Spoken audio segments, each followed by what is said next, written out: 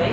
जो unit number 4 है इसके अंदर सेलुलर इंजरी, इसके अलावा एपोप्टोसिस प्रोसेस, उसके टाइप्स और वो मैकेनिज्म के सेल के अंदर कौन कौन सी चेंजेस आ जाती हैं। इसके अलावा नेक्रोसिस के टाइप्स और कौन कौन सी कंडीशन ऐसी होती है कि जिसके अंदर सेल नेक्रोस हो जाते हैं या सेल इन्फार्क्ट हो जाते हैं। सही। अच्छा, सबसे पहले टर्म्स को क्लियर करते हैं, हाइपोक्सीमिया, हाइपोक्सिया और इस्कीमिया। सही। हाइपोक्सिया तो हम सिंपली कहते हैं कि ऑक्सीजन की कमी टिश्यू के अंदर, हाइपोक्सीमिया ब्लड के अंदर ऑक्सीजन की कमी, इस्कीमिया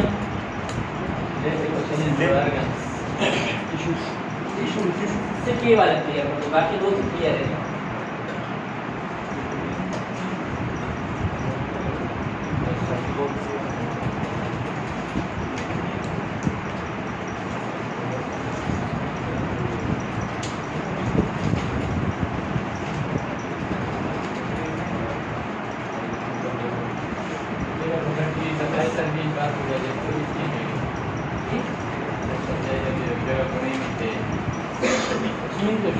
नहीं, हमारे लिए थोड़ा सा अलग होगा, वो डिफिनेशन आपकी उस हद तक सही है। हम कहेंगे कि इस्कीमिया का मतलब वही होता है। हाइपोक्सिया का मतलब होता है नोमान कि टिश्यू के अंदर ऑक्सीजन की कमी। सही। हाइपोक्सीमिया जब ब्लड के अंदर ऑक्सीजन की कमी हो जाए। सही। इस्कीमिया हम कहते हैं कि इसके 4 कैरेक्टरिस्टिक्स होते हैं, या मेन 3 तो आपने याद करने हैं। एक तो ऑक्सीजन की कमी होगी टिश्यू के अंदर, सेकेंड न्यूट्रिशन की भी कमी होगी उस साइड में। सही। थर्ड, जो उस टिश्यू से वेस्ट मेटाबॉलिटीज निकलती है वो भी डिस्टर्ब होगी। सही।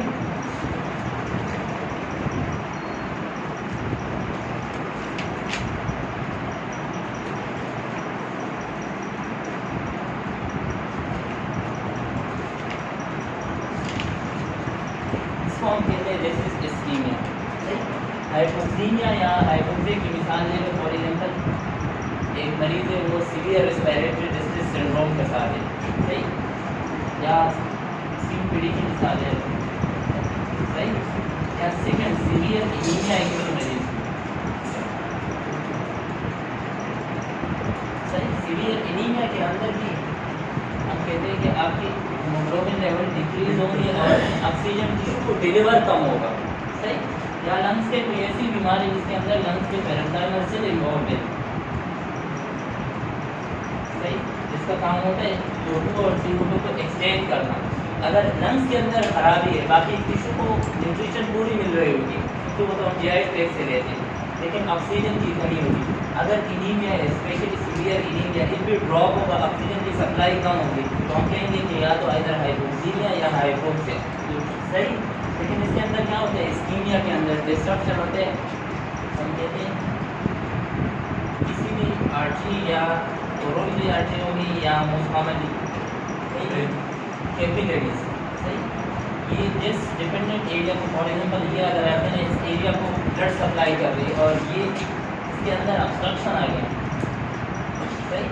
अब ऑक्सीजन कम सप्लाई होगी, इसके अलावा न्यूट्रिशन भी कम जाएगी, ऑब्स्ट्रक्शन है, वेस्ट मेटाबॉलिटीज भी कम दिखेगी। हम इसको कहते हैं दिस इज इस्कीमिया।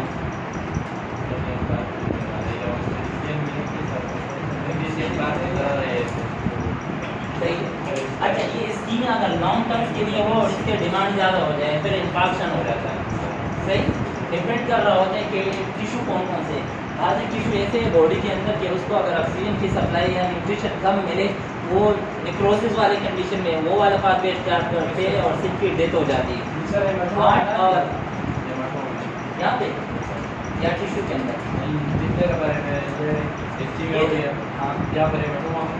वहाँ पे 3 किस्म की, या तो फिट की डिपोजिशन होती है, कोलेजन फाइबर्स की डिपोजिशन हो जाती है, वो एरिया इम्पैक्ट हो जाते हैं, जैसे ये नेक्रोस हो गया। सही। या वहाँ पे हेमाटोमा भी हो सकता है। सही। कोगुलेटिव प्रोसेस भी चल रहा होता है, फिर भी हो सकता है उस वाले एरिया के अंदर। ये स्कीम में ऐसे डिफाइन कर सकते हैं deficiency of oxygen nutrition and also destruction of waste metabolites start ischaemia. ये डिस्ट्रक्शन है या डिस्ट्रप्शन। ये टर्म्स क्लियर है। इस्कीमिया, हाइपोक्सिया ऑक्सीजन की कमी टिश्यू के अंदर, हाइपोक्सीमिया ब्लड के अंदर ऑक्सीजन की कमी, थैलेसीमिया के अंदर O2 की कमी तो होगी, लेकिन साथ में न्यूट्रिशन की भी कमी होगी उस स्पेसिफिक डिपेंडेंट ऑर्गन को या टिश्यू को। साथ में जो वहाँ के बेस्ट मेटाबॉलिटी है उसकी जो हम कहेंगे कि एक्सक्रीशन है वो वाला पाथवे भी ख़राब हो। इन सारी इसके ले लो, ऑक्सीजन भी कम जाएगा क्योंकि यहाँ पे ऑब्स्ट्रक्शन है, न्यूट्रिशन भी कम सप्लाई होगी और बेस्ट मेटाबॉलिटी जो इससे निकलेंगे वो भी कम आएगी। न्यूट्रिशन जाएगी ऑब्स्ट्रक्शन की वजह से कम जाएगी। हाँ, ऑब्स्ट्रक्शन की वजह से। सही।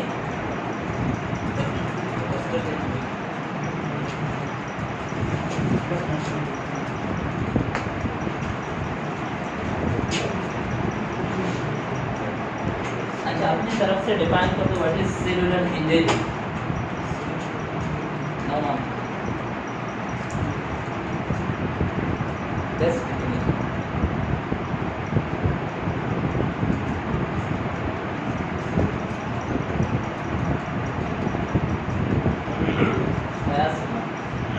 damage our cell due to clinical injury or physical physical chemical nutrition immunological. सही।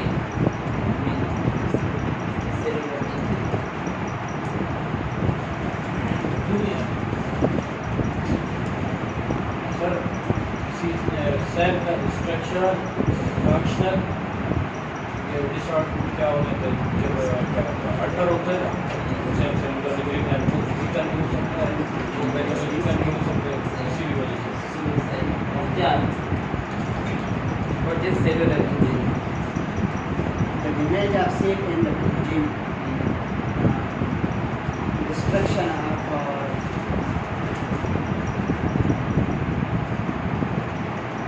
हाँ, सियाल साहब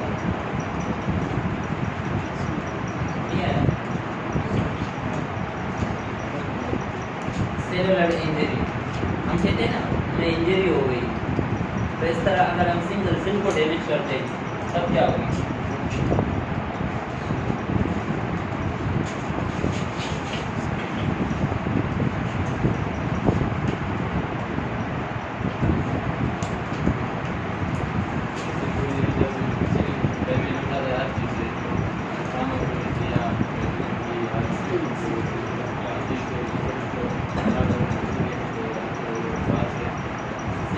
आप लोगों ने एकदम सुना है स्ट्रेस। Yes, sir. सही। What is stress? Sir, जैसे yes, वो unbelievable you. आर्मरी थकावट की कैसे? नहीं, हम मेडिकल के स्टूडेंट को आप थकावट नहीं अगर वहाँ पे नहीं देखते तो यहाँ पे देखेंगे एक्स्ट्रा फंक्शन जब सेल करता है ना तो उसके ऊपर जो बर्डन जनरल स्ट्रेस की बात कर रहे हैं। Body general what is stress?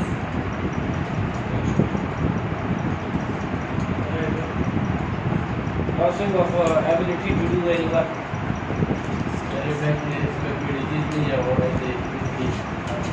इसके बाद भी जा सकते हो आप। क्या व्हाट इज स्ट्रेस? वर्ड सुने हैं मेरे? Yes, sir.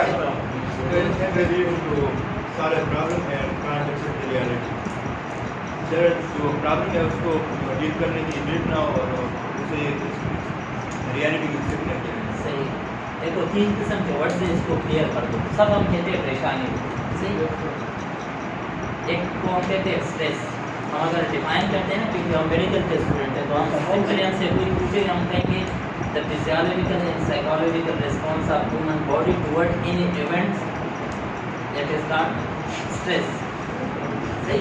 दूसरे अल्फाज में स्ट्रेस में जिस परेशानी को हम स्ट्रेस कहते हैं और जिस चीज़ से हम परेशान होते हैं वो इवेंट्स, वो सिचुएशन, वो हालात बिल्कुल प्रेजेंट में चल रही होती है। सही। जिस चीज़ की वजह से हम परेशान होते हैं या जिस चीज़ को हम फिजियोलॉजिकल साइकोलॉजिकल रिस्पॉन्स देते हैं वो इवेंट बिल्कुल सामने होता है, प्रेजेंट में होता है। सही। एक हम कहते हैं एंजाइटी, परेशानी। तो एंजाइटी वो वाली परेशानी जिसमें फ्यूचर इवेंट्स के लिए हम अभी से परेशान हैं। सही। पेपर में फेल हो जाऊँगा। सही। सही। अब वो आप पास भी हो सकते हो, फेल भी हो सकते हो, दोनों हो सकते हैं। सही। घर जाऊँगा आपको डांट देंगे। सही। एंजाइटी ये वाली जो आप परेशान होंगे वो एंजाइटी। एक को हम कहते हैं डिप्रेशन। किसी को पता है व्हाट इज डिप्रेशन? उसको कैसे डिफाइन? हाँ, आपको तो नहीं है ना? नहीं सर, नहीं, आप उसको नहीं कहोगे ना, आपको पता होगा इन तीनों टर्म्स के बारे में। What is depression? तीन किस्म के टेंस होते हैं, बिल्कुल सही। डिप्रेशन वो है प्रेजेंट की हमने बात की, फ्यूचर की बात की, पास्ट है क्या?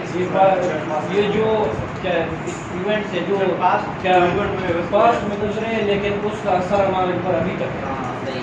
इवेंट्स पास्ट में गुजरा है, किसी रिलेटिव की डेथ हो गई, मोबाइल चोरी हो गया, आपको कोई नुकसान हो गया है, किसी दोस्त ने धोखा दिया है 2 साल पहले, 2 महीने पहले या 10 दिन पहले, और आप अभी से परेशान हो, उस वाली परेशानी को हम कहते हैं दिस इज डिप्रेशन। सही। डिप्रेशन में पास्ट के इवेंट्स के लिए अभी परेशान है प्रेजेंट में।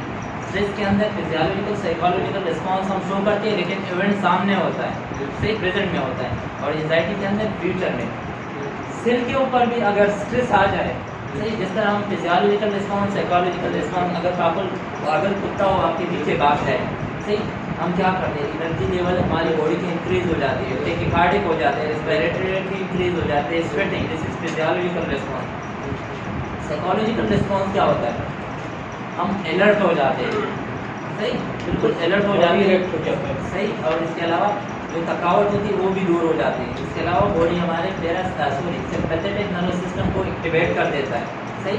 उसकी वजह से डिफरेंट न्यूरोट्रांसमीटर रिलीज होते हैं, हार्ट रेट, ये सारी चीज़ें बढ़ जाती है। अगर स्ट्रेस के अंदर ये स्ट्रेस अगर किसी सिंगल सेल के ऊपर आ जाए तो वो सेल्स क्या करती है कि वो अपने अंदर मॉर्फोलॉजिकल चेंजेस लेकर आती है, सही। तो हम सेलुलर इंजरी को ऐसे डिफाइन करेंगे कि आप ये भी कह सकते हो कि जब भी बॉडी के सेल के ऊपर इंट्रा सेलुलर स्ट्रेस पड़ जाए या एक्स्ट्रा सेलुलर स्ट्रेस पड़ जाए, सही, तो वो सेल्स क्या हो जाते हैं, वो डिस्ट्रक्शन की तरफ जा रही होती है। उस वाले फिनोमेना को हम कहते हैं this is cellular injury. Clear, सही। अब सेल डेथ क्या है, सेल डेथ, सेल का डाई होना, खत्म हो जाना, सही। फिर 2 प्रोसेस हम कहते हैं कि सेल इसकी तरफ जाएगी, या तो नेक्रोसिस की तरफ सेल की डेथ हो जाएगी या एपोप्टोसिस प्रोग्राम सेल डेथ, सही। पहले इसके कासेस देखो, सेलुलर इंजरी के कासेस, हम हर एक सिंगल काज को डिफाइन भी करेंगे कि इस सेल के अंदर, यानी अगर न्यूट्रिशनल काजेज है सेलुलर इंजरी की या सेल डेथ की, सही, तो उसके अंदर क्या चेंज हो जाता है ये सेल्स के अंदर, सही। थोड़ा सा मुश्किल आप लोगों को लगेगा। सेल इंजरी भारत डिपेंड कितने डिफिनेशन लिख देते हैं?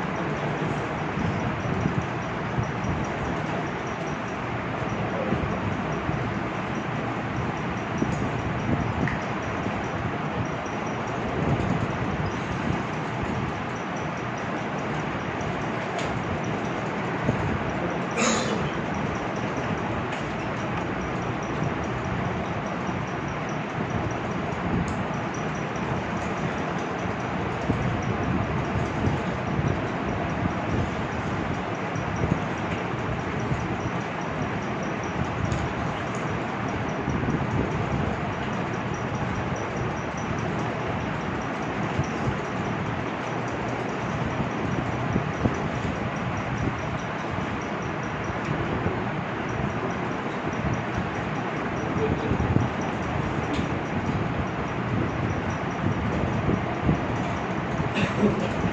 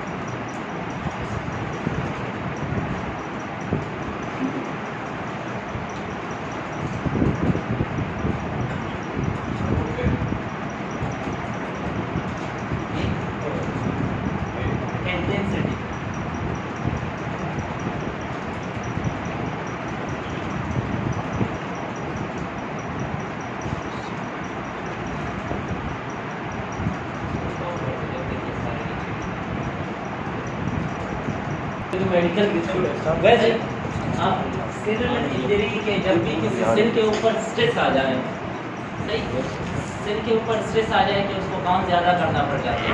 जैसे हार्ट रेट नॉर्मल, अगर नॉर्मल है तो उसको ऑक्सीजन न्यूट्रिशन की सप्लाई कम मिल रही होती है, कम पे वो काम चला रहा होता है, लेकिन ड्यूरिंग टेकिकार्डिया उसको ऑक्सीजन की सप्लाई न्यूट्रिशन ज़्यादा चाहिए होती है। सही, हम जब एक्टिविटीज़ करते हैं तब हमें न्यूट्रिशन की भी ज़्यादा नीड होती है।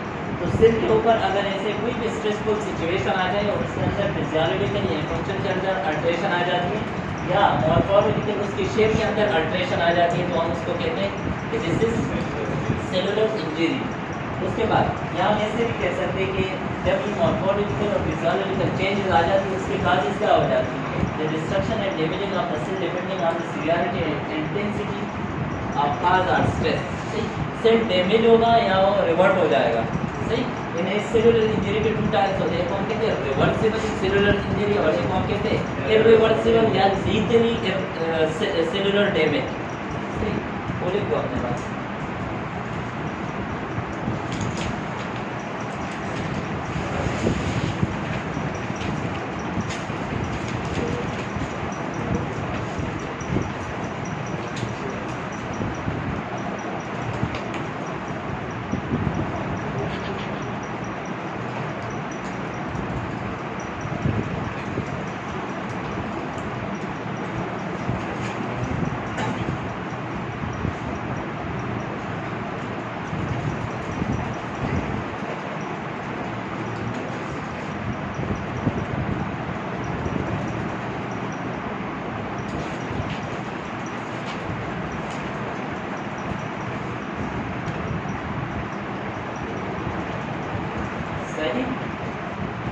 ये सेलुलर इंजरी या तो रिवर्सिबल होगा या लीथली होगा या इरिवर्सिबल होगा, कि सेल डाई हो जाएगा। डिपेंड कर रहा होता है कि काज की या स्ट्रेस की इंटेंसिटी और ड्यूरेशन क्या है या उसकी सीवियरिटी क्या है।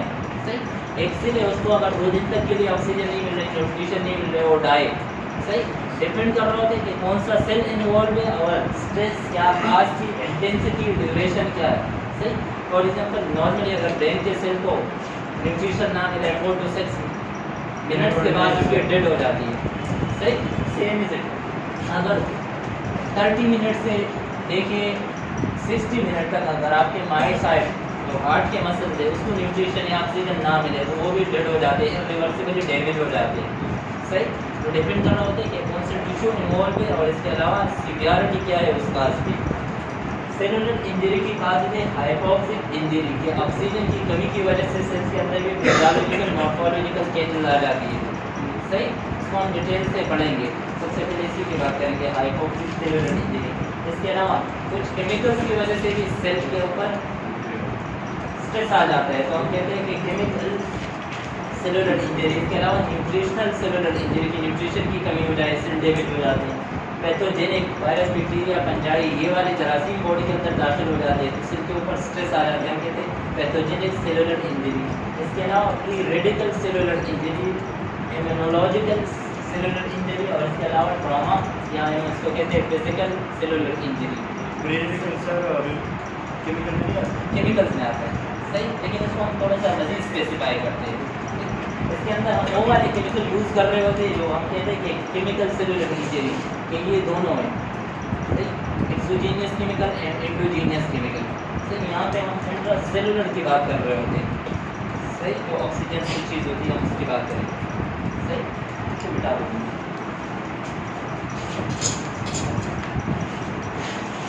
अच्छा, जब सेल की डेथ होती है ना तो या तो वो नेक्रोस होगा या तो एपोप्टोसिस हो जाएगा, सही। तो सबसे पहले बात करते हैं इसके डिफरेंस की, सही, कि एपोप्टोसिस और नेक्रोसिस के अंदर डिफरेंस क्या है।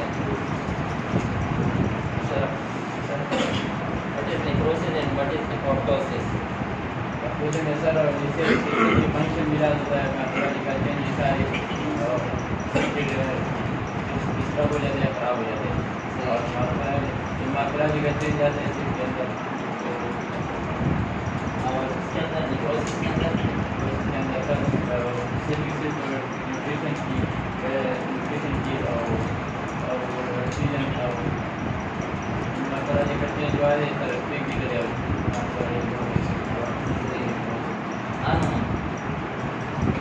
What is apoptosis?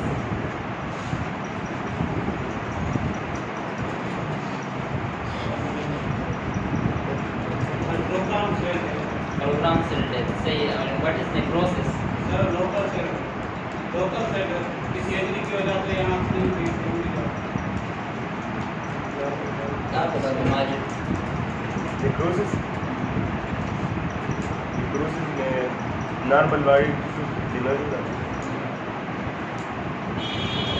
What is necrosis? normal body fat death due to any physical or psychological. वो तो एपोप्टोसिस भी हो सकता है। Sir apoptosis is a programme cell death. इसमें जो है सेल डेथ हमेशा फिक्स होता है, 120 दिन रेड ब्लड सेल्स का है वो 120 दिन बाद हमेशा। लेकिन अगर उससे पहले अगर उसके सेल मेम्ब्रेन या वो तो फिर हम लोग- मेम्ब्रेन के अंदर चेंजेस आ जाती है तब भी एपोप्टोसिस प्रोसेस उसके अंदर होगा, सही।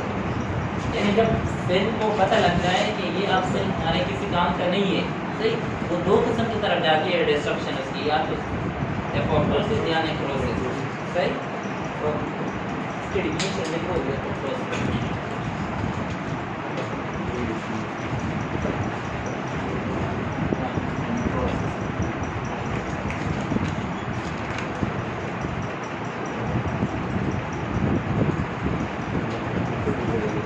इसने जो वर्डिंग बताया है ना मुशर्रफ ने, सही, इसी डिफाइन को कर दिया करो जब भी प्रोसेस की बात आ जाए, जब भी एपोप्टोसिस की सिंगल वर्ड आप किसी को कह देते हैं ना तो प्रोग्राम सेल डेथ, ये इस लेवल पे इनफ नहीं होता है, सही।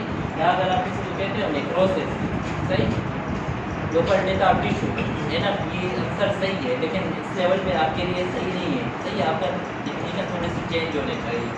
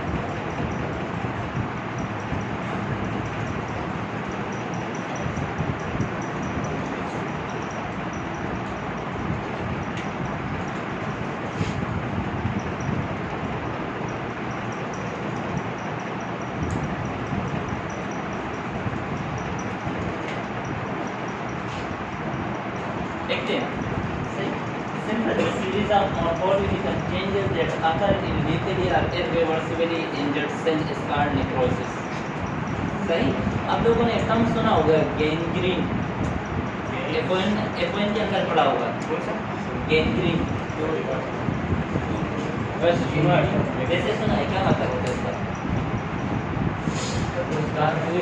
गुच्छा बन जाता है सर, एक मास बन जाता है।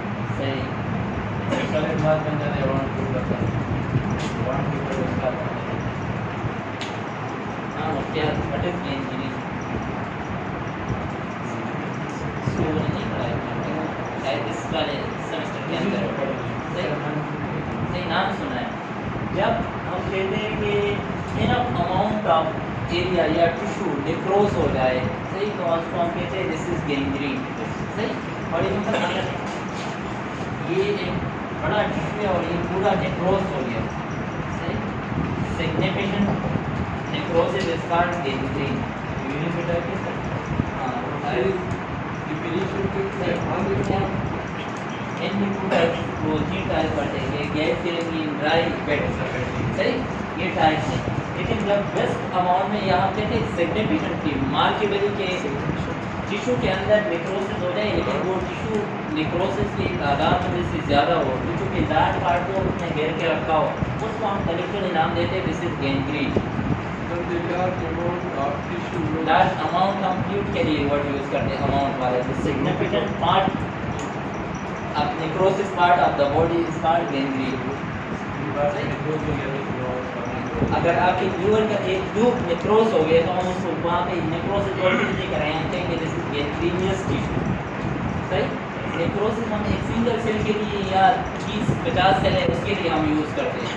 सही, कि सीरीज ऑफ मॉर्फोलॉजिकल चेंजेस है जो कहाँ पे होते हैं, लीथली या इर्रिवर्सिबली इंजर्ड सेल के अंदर, हम उसको कहते हैं दिस इज नेक्रोसिस।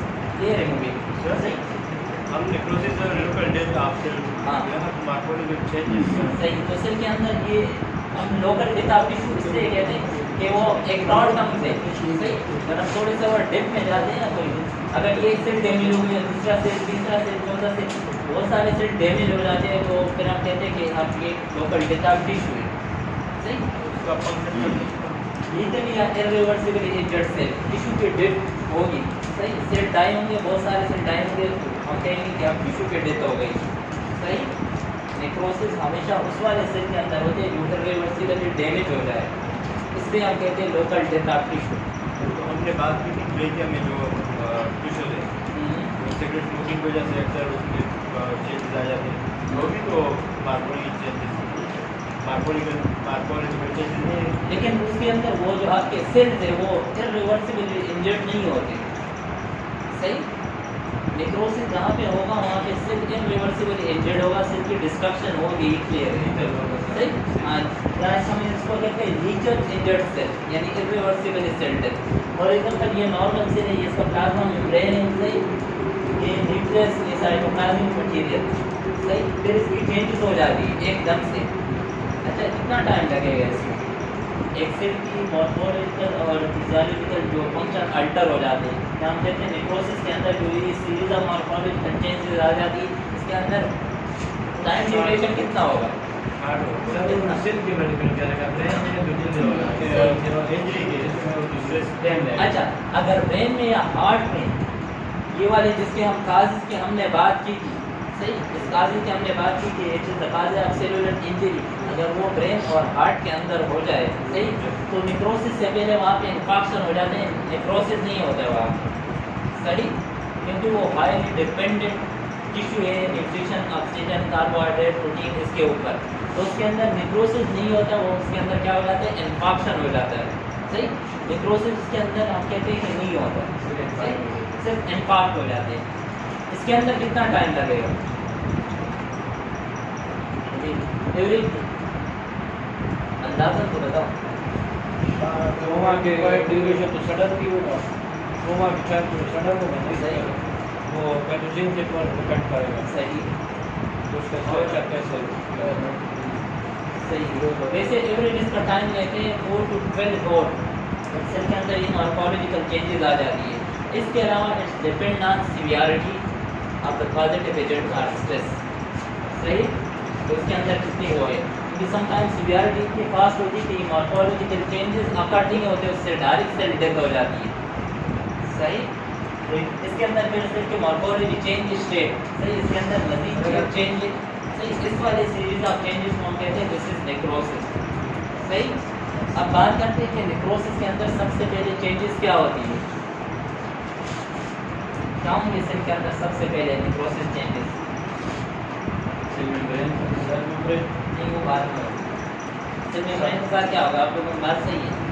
सही, मेम्ब्रेन के साथ अगर नहीं, इस पर क्या है नहीं सर, ये माइक्रोट्यूब्यूल सही स्ट्रक्चर हम कहते हैं इंट्रासेलुलर स्केलेटल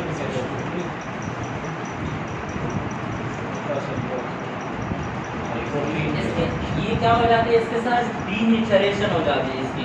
सही, यानी इसमें हम नेचर को चेंज कर देते हैं, इंट्रासेलुलर प्रोटीन डीनेचरेशन। सही, फिर हमें पता है कि 2 टाइप्स के प्रोटीन होते हैं सेल के अंदर, प्यार कौन कौन से होते हैं, ये मेनली 2 तो हम 3 में डिवाइड करते हैं। सेल के अंदर मेनली 2 टाइप्स के प्रोटीन प्रेजेंट होते हैं।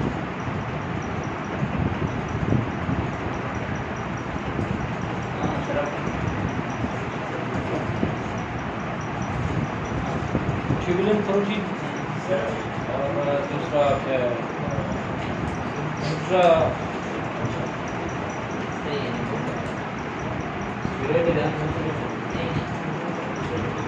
वो बेड्स से हम वर्ड यूज करते हैं ना, सिक्योरिटी अनसिक्योरिटी, वो बेड्स के लिए हम ये वर्ड यूज करते हैं। सही, स्ट्रक्चर प्रोटीन एंड फंक्शनल, इन्हें अगर हम कैटेगराइज करें ना तो ये 2 किस्म के प्रोटीन होंगे ना सेल के अंदर। सही,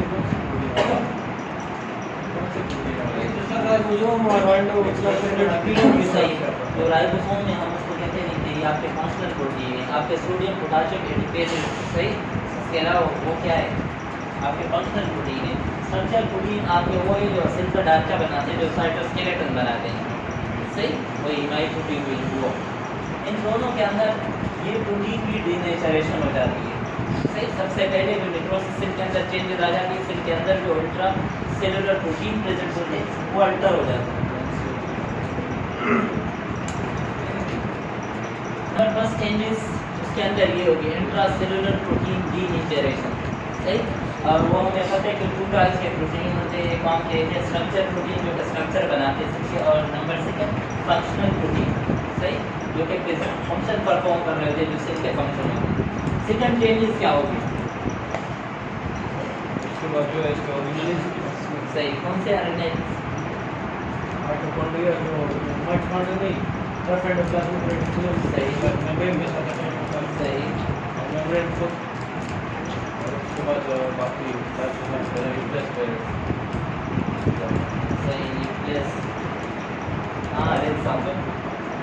सेकंड नंबर क्या चेंजेस होगी इसके अंदर, क्या है?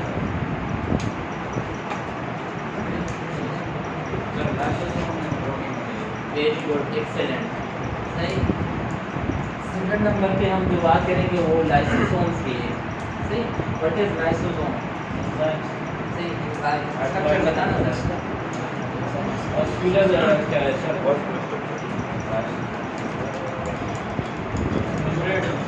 मेम्ब्रेन बॉन्डेड ऑर्गेनल है, एंजाइम रिलीज करते हैं, जो कि I would like to design this disclaimer, sir.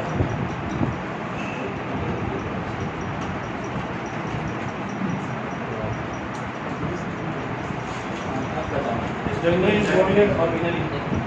Destructive enzyme release करते हैं, जो I don't like enzyme release. सही,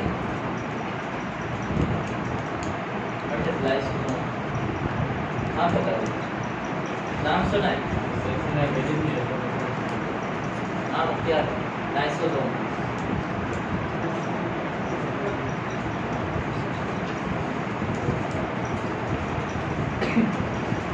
आप बता दो लाइसोसोम के बारे में जो कुछ भी जानते हो बता दो। सर इसके अंदर जो है आइटोलाइटिक एंजाइम जो है सही, जो हमारे क्या है इसके ऊपर डबल मेम्ब्रेन बॉन्ड किया है, इसके बाद ये सुन लो, lysosome is double bounded membranous organelle है, सही, डबल बाउंडेड होते हैं, तो ये बात याद रखो। दूसरी बात, इसके अंदर हाइड्रोलाइटिक एंजाइम प्रेजेंट होते हैं। और अच्छा, ये अगर बाहर जाता किसी और जगह तो यहाँ पे उसका नाम बिल्कुल चेंज होता है। ये जब अगर सेल के अंदर रह के सेल के लिए फंक्शन परफॉर्म कर रहा है तो उसका नाम लाइसोसोम है। सही, वेरी गुड।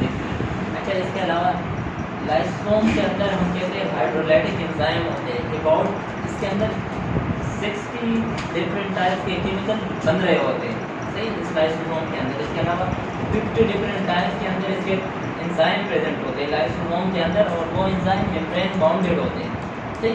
साइज किसी को याद है? 1.5 नैनोमीटर, सही। 0.5 से लेके 0.1 नैनोमीटर इसका साइज है, सही। ये प्रोटीन, ये एंजाइम है, कहाँ पे बन रहे होते हैं? ये राइबोसोम बनाता है, उसके बाद सही, फिर कहाँ पे जाते हैं मॉडिफिकेशन के लिए? गोल्जी ऑपरेटर्स के पास, सही, और फिर इसके पास आ जाते हैं। नॉर्मली ये लाइसोसोम मेम्ब्रेन बाउंडेड ऑर्गेनेल्स होते हैं, इसके अंदर डिफरेंट हाइड्रोलाइटिक एंजाइम, प्रोटीएसेस, डीएनएसेस, ये वाले एंजाइम इसके अंदर प्रेजेंट होते हैं, और इसका नॉर्मल फंक्शन होता है अगर सेल के अंदर या सेल से बाहर भी कोई अगर ऐसी हार्मफुल एजेंट मौजूद हो, वायरस और बैक्टीरिया हो, वो पीनोसाइटोसिस से कीटिंग एक प्रोसेस होता है, इसके अंदर चला जाता है, फिर ये राइबोसोम और राइबोसोम उसके ऊपर अपने डिफरेंट एंजाइम फेंकते हैं और वो डेड हो जाते हैं, सही। लेकिन ये मेम्ब्रेन बाउंडेड ऑर्गेनेल है। सेकंड नंबर पे जो चेंजेस आ जाती है वो लाइसोसोम के अंदर होती है ड्यूरिंग नेक्रोसिस। हम उसको कहते हैं एंजाइमेटिक डाइजेशन ऑफ सेल, सही। होता गया कि वो लाइसोसोम जो मेम्ब्रेन बाउंडेड है वो मेम्ब्रेन रप्चर हो जाते हैं और उसके सारे केमिकल सेल के अंदर बाहर आ जाते हैं, सही, साइटोप्लाज्म में आ जाते हैं, सही। तो हम उसको कहते हैं this is enzymatic digestion of cell. अगर फॉर एग्जांपल ये एक सेल है, और इसके अंदर ये वाला लाइसोसोम है, इसके केमिकल्स बाहर आए और इसने सेल को डिस्ट्रॉय कर दिया, इस वाले प्रोसेस को हम कहते हैं ऑटोलाइसिस।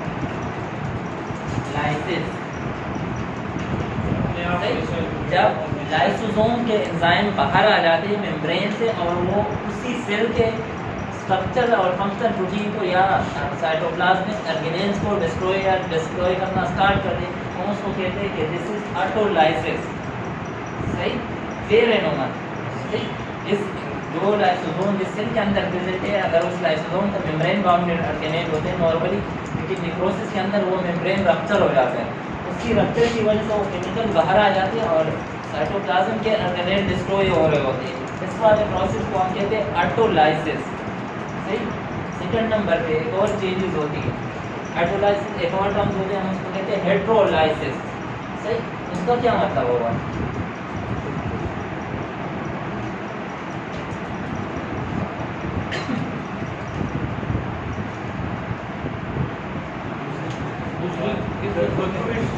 दूसरे सेल पूरे थे, सही। दूसरे कौन से थे? उसके वो इसको क्यों डैमेज करेंगे? ये और एग्जांपल ये वाला सेल है, सेम यही वाला सेल है, सही।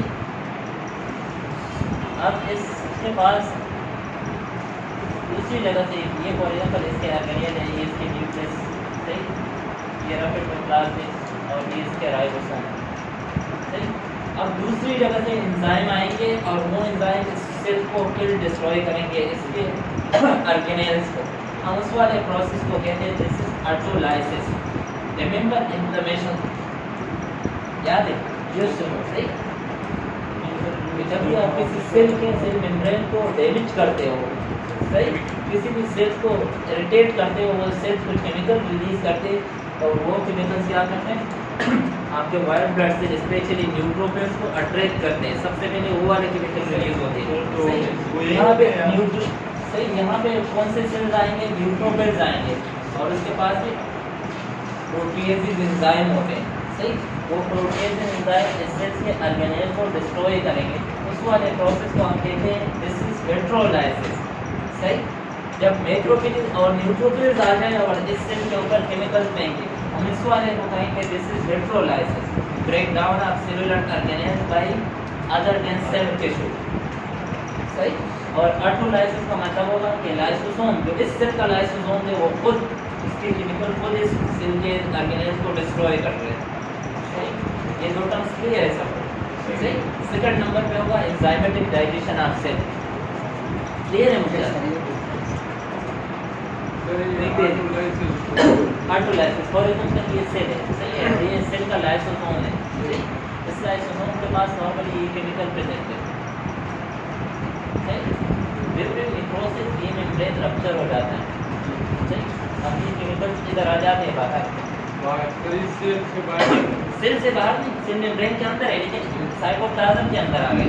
ये साइटोप्लाज्म वाला पोर्शन है। यहाँ पे जो स्ट्रक्चर प्रोटीनों में जो ऑर्गेनेल्स होंगे उसको ये डिस्ट्रॉय करेंगे। हम इस वाले को कहते हैं दिस ऑटोलाइसिस। सही। ऑटो का मतलब होता है cell, lysis mean break down of cellular organelles. तो अब ये लाइसोसोम्स इसी सेल का अपना पार्ट है। फॉर एग्जाम्पल अगर मैं कोई चीज़ चूरी जो अपने इनमें पार्ट में स्टार्ट कर दो तो मैं कहूँगा दिस इज ऑटोलाइसिस। तो ये आ जाए और यही काम करे तो मैं कहूँगा हेट्रोलाइसिस। ये तो इसका अपना हिस्सा है। सही। अपनी बॉडी है, इसकी अपनी टिश्यू को डिस्ट्रॉय कर रहे हैं, तो हम कहते हैं दिस इज ऑटोलाइसिस।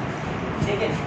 ये सेल जब डैमेज होते हैं ये न्यूट्रोफिल्स को और मैक्रोफेजेस को अट्रैक्ट करते हैं और उसके पास ही प्रोटीएजेस एंजाइम होते हैं जो इस लाइसोसोम के अंदर होते हैं। सही। वो इसके ऊपर बैठते हैं और इसके ऑर्गेनेल डिस्ट्रॉय होते हैं। सही। या ब्रेक डाउन हो जाती है उसकी, तो हम उसको कहते हैं दिस इज हाइड्रोलाइसिस, सॉरी हेट्रोलाइसिस। सही। नेक्स्ट चेंजेस कौन सी होगी? नहीं, वो अलग चीज़ है, वो हम यूज़ करते हैं, लेकिन इस वाले के लिए हम हेट्रोवर्ड यूज़ करते हैं और लाइसिस ब्रेकडाउन के लिए हेट्रोली अदर देन सेल्फ। सही। नंबर 3 चेंजेस क्या होगी प्रोसेस के अंदर?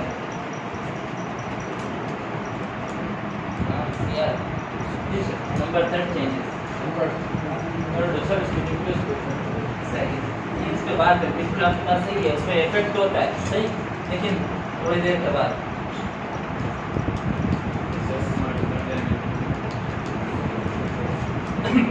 अच्छा एक और बात, इस सेल को नॉर्मली हमें पता है कि ऑक्सीजन सेल के अंदर जाता है। सही। और वो यूटिलाइज होता है। सही। या ग्लूकोज के मालिक्यूल उसके अंदर चले जाते हैं और वो क्रिप्स साइकिल में से गुजर रहे होते हैं। सही। कन्वर्ट हो जाते हैं, वो एसिटाइल को ये मालिक्यूल में वो क्रिप्स साइकिल माइटोकॉन्ड्रिया के अंदर रन कर रहा होता है। अब सेल के अंदर एटीपीज बन जाती है। सही। तो क्या इस सेल के अंदर अब नॉर्मल एटीपीज बनेंगी, एनर्जी प्रोड्यूस होगा? नहीं। सही। इसमें मेन के ऊपर नाम सुना है सोडियम पोटेशियम एडियोबेसिस क्या होते हैं? रिसेप्टर है।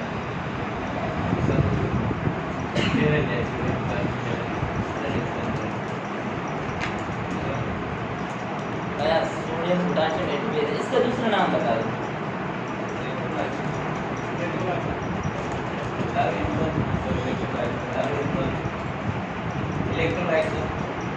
इलेक्ट्रोलाइट नहीं, वो तो सिर्फ सोडियम है। हम बात कर रहे हैं सोडियम पोटेशियम एडिफेजेस की।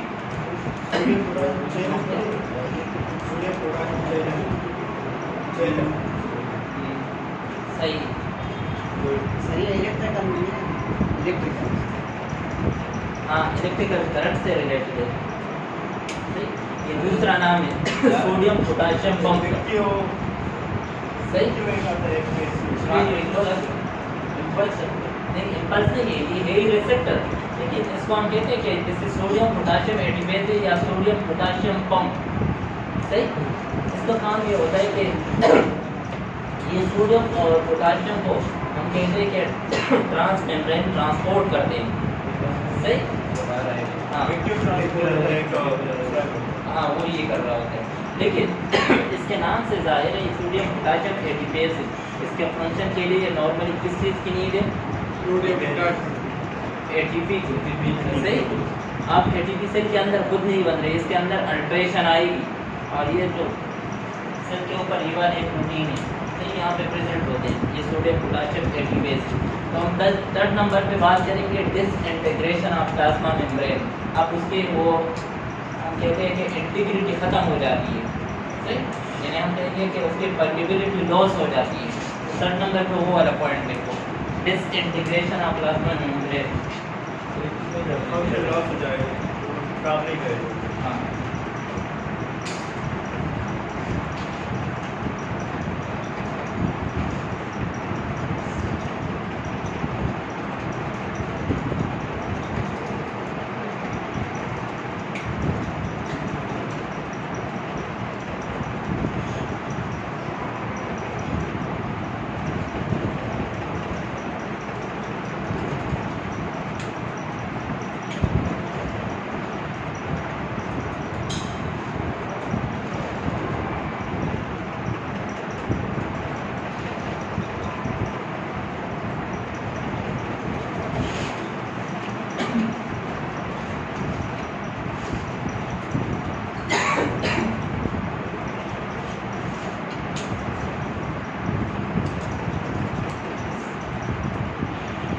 सही।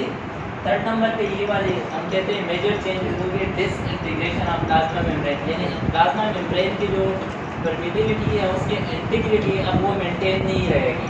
सही। अब ऑर्गेनेल्स की मर्जी है वो बाहर जाए, सही, या बाहर से कोई ऑर्गेनेल अंदर आए, ये वाला प्रोसेस हो तो इनके होल बन जाते हैं सेल मेम्ब्रेन के अंदर। सही। और ये वाला प्रोसेस क्या करता है, this is recruit inflammatory cell, while apoptosis के अंदर सेल के ये वाले जो ऑर्गेनेल्स है, सही, ये बाहर नहीं जाते। हम कहते हैं कि एपोप्टोसिस के अंदर वो प्रोसेस है जिसके अंदर सेल की प्लाज्मा मेम्ब्रेन की इंटीग्रिटी मेंटेन रहती है। सही। पहले सेल डिस्ट्रॉय हो जाते हैं लेकिन इन्फ्लेमेटरी प्रोसेस नहीं होता है, ये वाले केमिकल्स बाहर आ जाते हैं, सेल के ऑर्गेनेल्स बाहर आ जाते हैं, तो इट्स रिक्रूट इन्फ्लेमेटरी सेल। सही। वाइल एपोप्टोसिस के अंदर ऐसा नहीं होता है, उसका मेम्ब्रेन रप्चर नहीं होता, ये ऑर्गेनेल्स बाहर नहीं आते। सही। सेल की डेथ हो जाती है लेकिन इन्फ्लेमेटरी प्रोसेस को वो रिक्रूट नहीं करती, ये वाले केमिकल्स जैसे बाहर आ जाते हैं। सही। फोर्थ नंबर पॉइंट अगर लिखना है तो ये लिखो, ट्रिगरिंग इन्फ्लेमेटरी रिस्पांस।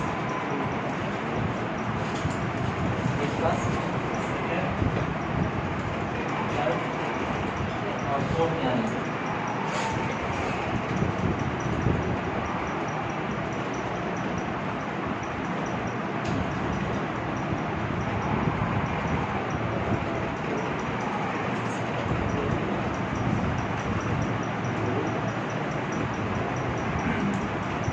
उसके बाद यहाँ पे इन्फ्लेमेटरी प्रोसेस स्टार्ट हो जाएगा। सही। एक बार रिपीट कर देता हूँ, सुन लो कि नेक्रोसिस जब भी सेल की डेथ होगी, सेलुलर इंजरी क्या है कि जब भी सेल के ऊपर स्ट्रेसफुल सिचुएशन आ जाती है, सही, और सेल के अंदर फिजियोलॉजिकल मॉर्फोलॉजिकल चेंजेस आ जाती है, वो फिजियोलॉजिकल वो मॉर्फोलॉजिकल चेंजेस में भी रिवर्सिबल और irreversible depending on severity and cause of the injury. सही। हमने काजेस की बात की कि या तो ऑक्सीजन की कमी की वजह से सेल के ऊपर स्ट्रेस पड़ सकते हैं, सही, हम कहते हैं हाइपोक्सिक सेलुलर इंजरी, इसके अलावा बेसिकल सेलुलर इंजरी हो सकते हैं, ट्रॉमेटिक हो सकते हैं, पैथोजेनिक हो सकते हैं, प्री रेडिकल सेलुलर इंजरी, इसके अलावा इम्यूनोलॉजिकल, सही, और न्यूट्रिशनल सेलुलर इंजरी इसका काज है। एक एक काज को हम पढ़ेंगे डिटेल से। सेल की जब डेथ होती है तो आइदर बाय एपोप्टोसिस प्रोसेस और नेक्रोसिस। सही। नेक्रोसिस की बात करते हैं कि एक सेल के अंदर जब उस काज में से कोई भी एक आ जाए तो सीरीज ऑफ मॉर्फोलॉजिकल चेंजेस आ जाते हैं सेल के अंदर। सही। लेकिन ये मॉर्फोलॉजिकल चेंजेस या नेक्रोसिस उस सेल के अंदर होते हैं जो इरिवर्सिबली इंजर्ड हो। सही।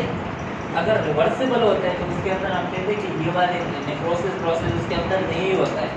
सही।